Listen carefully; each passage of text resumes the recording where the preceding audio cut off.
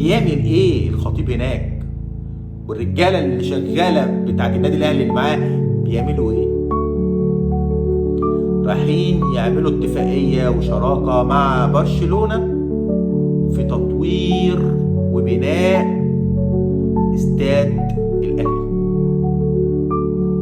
برشلونه عامل تكنولوجيا عاليه جدا ومتقدمه جدا في الاستاد بتاعه. الاهلي راح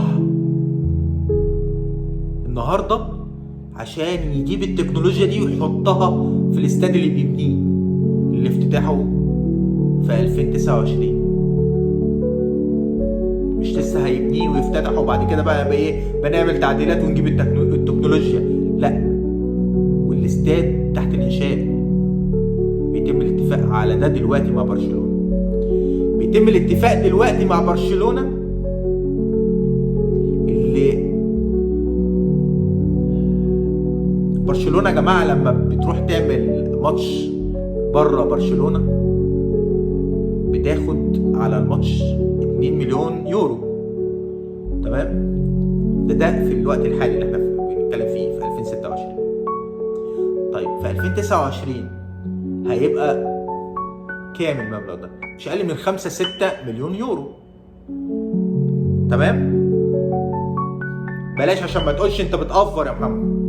هما بياخدوا 2 مليون يورو دلوقتي، نقول في 2029 بياخدوا الضعف 4 مليون يورو معاك. الاهلي اتفق مع برشلونه انه يجي ماتش الافتتاح الاستاد في 2029 بعد 4 سنين، وهياخد من النادي الاهلي نص اللي بياخده دلوقتي. مش هياخد 2 مليون يورو، هياخد مليون يورو. والاهلي هيدفع كمان ديبوزيت، هيدفع مقدم للتعاقد ده اللي الاهلي هيمضيه مع برشلونه.